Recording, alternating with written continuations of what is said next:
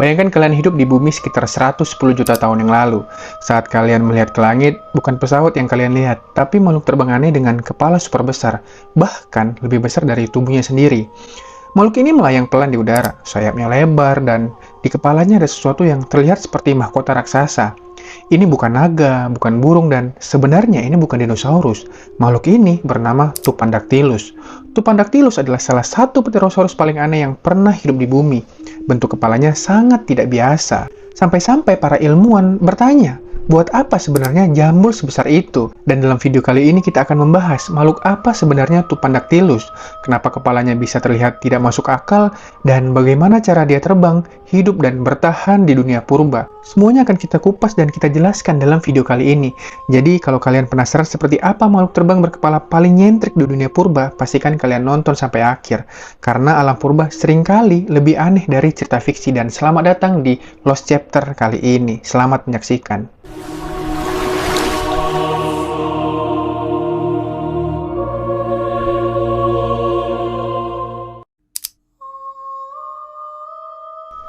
Sekarang kita mulai dari pertanyaan paling dasar. Sebenarnya Tupandactylus itu makhluk apa? Tupandactylus bukan dinosaurus. Walaupun hidup di zaman yang sama dengan dinosaurus, Tupandactylus termasuk kelompok Pterosaurus, yaitu reptil terbang. Kalau dinosaurus hidup di darat, nah Pterosaurus adalah penguasa langit purba. Jadi, Tupandactylus ini bukan burung dan juga bukan kelelawar, tapi reptil yang bisa terbang menggunakan sayap dari kulit yang terbentang dari tangan sampai ke tubuhnya. Nama Tupandactylus berasal dari dua kata. Tupan adalah nama dewa petir dalam mitologi suku asli Brazil, dan Dactylus artinya jari. Nama ini dipilih karena Tupandactylus ditemukan di Brazil dan jari tangannya yang panjang berfungsi sebagai penyangga sayapnya. Tupandactylus hidup sekitar 110 juta tahun yang lalu, pada masa yang disebut zaman Kapur awal. Pada masa ini, bumi masih sangat hangat, banyak dinosaurus besar berkeliaran, kemudian langit dipenuhi berbagai jenis Pterosaurus, dan Tupandactylus hidup jauh sebelum manusia ada. Fosil Tupandactylus ditemukan di Brazil, tepatnya di daerah yang dulu merupakan danau dan rawa purba. Tempat ini sangat istimewa karena fosil-fosilnya terawetkan dengan sangat baik, bahkan sampai bagian lunak tubuhnya seperti jambul di kepalanya. Itulah sebabnya ilmuwan bisa mengetahui dengan jelas betapa aneh dan uniknya bentuk kepala Tupandactylus. Di antara banyak Pterosaurus, Tupandactylus langsung mencuri perhatian karena kepalanya sangat besar, bentuknya tidak biasa, dan jambulnya terlihat seperti layar atau mahkota raksasa. Nah, bahkan panjang kepalanya bisa hampir sepanjang tubuhnya sendiri. Dan inilah yang akan kita bahas lebih dalam di bagian berikutnya. Seperti apa sebenarnya bentuk tubuh Tupandactylus dan kenapa evolusi bisa menciptakan makhluk seaneh ini.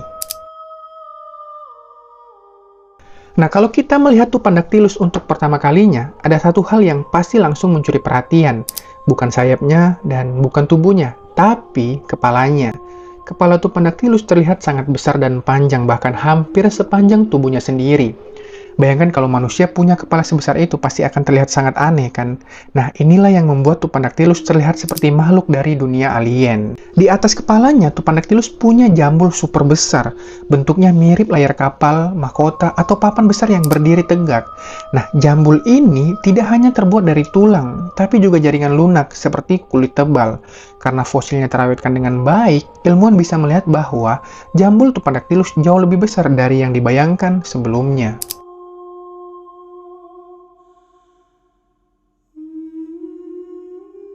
Nah, Tupandactylus ini memiliki paruh panjang dan runcing, mirip paruh burung. Dan yang menarik, paruh ini tidak memiliki gigi sama sekali.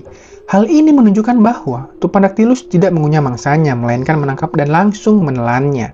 Berbeda dengan kepalanya yang besar, tubuh Tupandactylus justru relatif kecil dan sangat ringan. Nah, sayapnya ini terbentuk dari tulang lengan yang panjang, selaput kulit yang membentang, dan struktur ini membuat Tupandactylus bisa terbang, meluncur di udara, dan menghemat tenaga.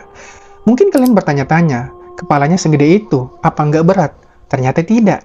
Tulang kepala dan jambul Tupandactylus sangat tipis dan sangat ringan, mirip struktur tulang murung modern. Jadi meskipun terlihat besar, beratnya tetap cukup ringan untuk terbang dengan aman. Bentuk Tupandactylus memang terlihat aneh bagi kita, tapi di alam, setiap bentuk tubuh biasanya punya alasan evolusi, dan pertanyaan besar yang masih membuat ilmuwan penasaran adalah, untuk apa jambul sebesar itu? Apakah hanya untuk pamer atau punya fungsi penting lainnya? Itulah yang akan kita bahas di bagian selanjutnya.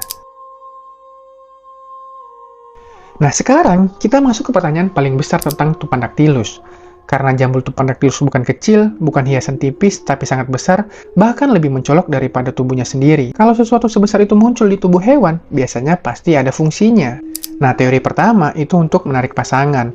Teori yang paling banyak dipercaya ilmuwan adalah jambul ini digunakan untuk menarik pasangan, mirip seperti ekor merak, tanduk rusa, atau bulu burung cendrawasih. Semakin besar dan mencolok jambulnya, semakin menarik di mata lawan jenis. Artinya, Tupandactylus dengan jambul paling besar punya peluang lebih tinggi untuk berkembang biak. Teori kedua, alat komunikasi visual. Jambul ini berfungsi sebagai alat komunikasi. Dari kejauhan, Tupandactylus bisa saling mengenali siapa yang satu spesies, siapa yang lebih dominan, atau siapa yang harus dihindari. Jambul yang besar dan tinggi sangat mudah terlihat dari udara. Kemudian teori ketiga, pembeda jantan dan betina. Ada kemungkinan jantan punya jambul lebih besar dan betina punya jambul lebih kecil. Ini disebut perbedaan jenis kelamin secara fisik. Masalahnya, fosil Tupandactylus yang ditemukan masih terbatas, jadi ilmuwan belum bisa memastikan hal ini untuk sepenuhnya. Dan terakhir, teori keempat, mengatur suhu tubuh.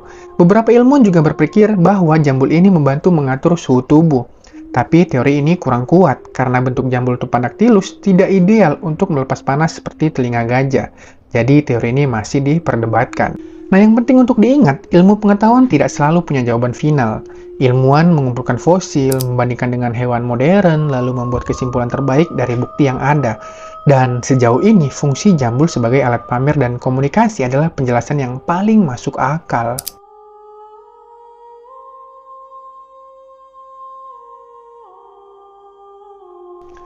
Kalau dipikir-pikir, alam di masa lalu seperti berani bereksperimen dengan bentuk tubuh yang sangat-sangat ekstrim, dan Tupandactylus adalah salah satu contohnya.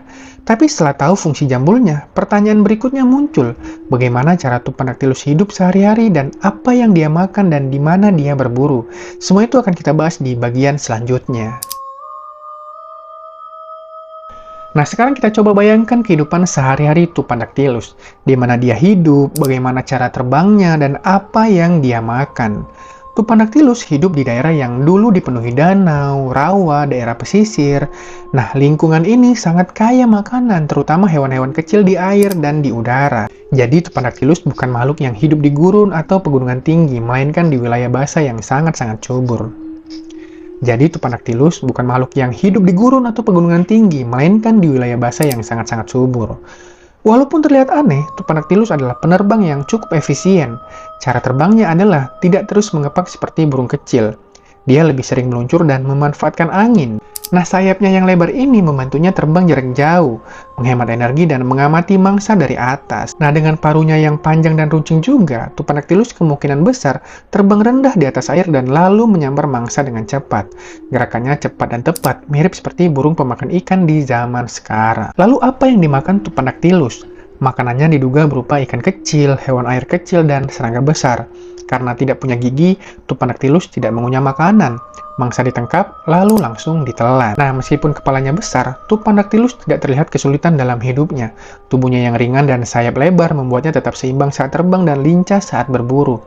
Artinya, bentuk tubuh Tupandactylus sudah sangat cocok dengan cara hidupnya. Kemudian di wilayah tempat dia hidup, Tupandactylus kemungkinan adalah salah satu penguasa langit dan predator kecil yang sangat-sangat efisien. Bukan yang paling besar, tapi cukup unik dan sukses untuk bertahan hidup. Oke, setelah mengetahui cara hidupnya, pertanyaan selanjutnya muncul. Bagaimana Tupandactylus dibandingkan dengan Pterosaurus lainnya? Apa yang membuatnya benar-benar berbeda? Nah, itu yang akan kita bahas di bagian selanjutnya. Oke, sekarang kita coba bandingkan ya, Tupandactylus dengan Pterosaurus lain yang mungkin sudah lebih dulu kalian kenal. Karena walaupun sama-sama Pterosaurus, mereka tidak semuanya terlihat dan hidup dengan cara yang sama. Yang pertama, Tupandactylus dan Pteranodon. Pteranodon ini adalah salah satu Pterosaurus paling terkenal. Perbedaannya, Pteranodon punya tubuh yang lebih besar, sayapnya sangat panjang dan jambulnya kecil dan memanjang ke belakang. Sementara Tupandactylus, tubuhnya agak lebih kecil, kepalanya jauh lebih mencolok dan jambulnya berdiri tinggi seperti layar. Kalau Pteranodon terlihat seperti pesawat glider, Tupandactylus lebih mirip makhluk dengan mahkota raksasa. Kemudian Tupandactylus dan Quetzalcoatlus. Nah, kalau Quetzalcoatlus adalah Pterosaurus raksasa, bahkan tingginya bisa menyaingi jerapah. Dibandingkan dengannya, Tupandactylus jauh lebih kecil, tidak hidup sebagai pemburu darat, dan lebih fokus terbang di sekitar danau dan rawa. Quetzalcoatlus terlihat seperti monster raksasa, sedangkan Tupandactylus terlihat aneh dan sangat-sangat unik. Di antara Pterosaurus lainnya, Tupandactylus terkenal karena bentuk kepala paling ekstrim, jambul terbesar dibanding ukuran tubuhnya, dan fosil dengan jaringan lunak yang sangat-sangat jelas. Banyak Pterosaurus lain hanya diketahui dari tulangnya, tapi Tupandactylus memberi gambaran lebih lengkap tentang wujud aslinya. Nah, perbandingan ini menunjukkan satu hal penting. Di zaman purba, ada Pterosaurus yang besar, ada yang kecil, ada yang berburu di darat, ada yang fokus di air, dan Tupandactylus mengambil peran sebagai Pterosaurus berpenampilan paling mencolok. Tapi kenapa bentuk Pterosaurus ini bisa berbeda-beda? Sebenarnya jawabannya adalah evolusi. Setiap spesies menyesuaikan diri dengan lingkungan, dengan makanan, dan dengan cara berkembang biak. Dan Tupandactylus memilih jalan dengan mengembangkan kepala dan jambul yang sangat-sangat ekstrim. Tapi semua yang kita ketahui tentang Tupandactylus berasal dari satu hal yang penting, yaitu fosil. Bagaimana fosil Tupandactylus ditemukan dan kenapa fosilnya sangat istimewa? Itulah yang akan kita bahas di bagian selanjutnya. Nah, semua yang kita ketahui tentang Tupandactylus tidak datang dari cerita atau legenda ya, tapi dari fosil. Dan fosil Tupandactylus ini termasuk salah satu yang paling istimewa. Kalau kebanyakan fosil Pterosaurus ditemukan dalam kondisi tulangnya terpisah, bentuk tubuhnya tidak utuh, tapi berbeda dengan Tupandactylus. Beberapa fosilnya ditemukan dengan tengkorak yang hampir lengkap, bentuk jambul yang jelas, bahkan jejak jaringan lunak. Hal ini sangat-sangat jarang terjadi. Fosil Tupandactylus ditemukan di Brazil, di daerah yang dulu merupakan danau purba yang tenang. Karena airnya tenang, lumpurnya halus, dan sedikit gangguan, tubuh Tupandactylus yang mati bisa terkubur dengan cepat. Inilah yang membuat fosilnya bisa terawetkan dengan sangat-sangat baik. Nah, bagaimana ilmuwan mempelajarinya? Ilmuwan tidak hanya melihat fosil dengan mata, mereka juga menggunakan pemindaian modern, pencitraan khusus, dan perbandingan dengan hewan modern. Dari sini, ilmuwan bisa memperkirakan bentuk jambul, mengetahui cara terbang, dan memahami gaya hidupnya. Lalu, kenapa fosil ini penting? Fosil Tupandactylus membantu ilmuwan memahami Pterosaurus dengan jambul besar, mengetahui bahwa jaringan lunak bisa ikut terawetkan, dan melihat seperti apa rupa makhluk purba secara lebih nyata. Tanpa fosil ini, Tupandactylus mungkin hanya dianggap Pterosaurus biasa dengan kepala kecil. Setiap fosil baru bisa mengubah pemahaman lama, menambah detail baru, dan bahkan memunculkan pertanyaan baru. Dan Tupandactylus adalah contoh bagaimana satu penemuan bisa membuka banyak rahasia masa lalu. Sekarang, setelah kita tahu bentuknya, cara hidupnya, dan fosilnya, saatnya kita menutup pembahasan ini dengan satu pertanyaan besar. Apa yang bisa kita pelajari dari Tupandactylus? Dan itulah yang akan kita bahas di bagian terakhir ini. Oke, setelah mengenal Tupandactylus lebih dekat, satu hal menjadi sangat jelas. Mereka ini benar-benar tidak biasa, dan makhluk ini benar-benar tidak biasa. Bukan karena ukurannya paling besar, tapi karena bentuknya yang sangat ekstrim dan juga unik. Tupandactylus adalah Pterosaurus, bukan dinosaurus. Hidup sekitar 110 juta tahun yang lalu, memiliki kepala dan jambul yang sangat besar, dan hidup di sekitar danau dan rawa purba. Semua ciri ini membuatnya menjadi salah satu makhluk terbang paling nyentrik dan paling unik. Dan berikut inilah beberapa fakta menarik yang mudah diingat. Kepalanya hampir sepanjang tubuhnya sendiri. Ini sangat jarang terjadi pada hewan terbang. Jambulnya tidak hanya dari tulang, dan ada jaringan lunak yang membuat bentuknya jauh lebih besar. Bukan burung, tapi bisa terbang dengan sangat baik. Tupandactylus adalah reptil terbang sejati. Tupandactylus mengajarkan kita bahwa alam tidak selalu menciptakan makhluk yang normal. Bentuk aneh bukan berarti tidak berguna, dan evolusi bisa menghasilkan desain yang sangat berani. Makhluk ini mungkin terlihat aneh bagi kita, tapi di zamannya, Tupandactylus adalah bagian sempurna dari alam. Seringkali kita berpikir makhluk fiksi itu terlalu berlebihan, tapi kenyataannya, alam purba jauh lebih kreatif daripada imajinasi manusia, dan Tupandactylus adalah buktinya. Kalau kalian suka pembahasan tentang dinosaurus, Pterosaurus, dan makhluk purba unik, jangan lupa like dan subscribe dan follow sosial media gua lainnya. Terus komen-komen di bawah makhluk purba apa lagi yang ingin kalian bahas selanjutnya. Terima kasih sudah menonton, sampai jumpa di petualangan ilmiah berikutnya.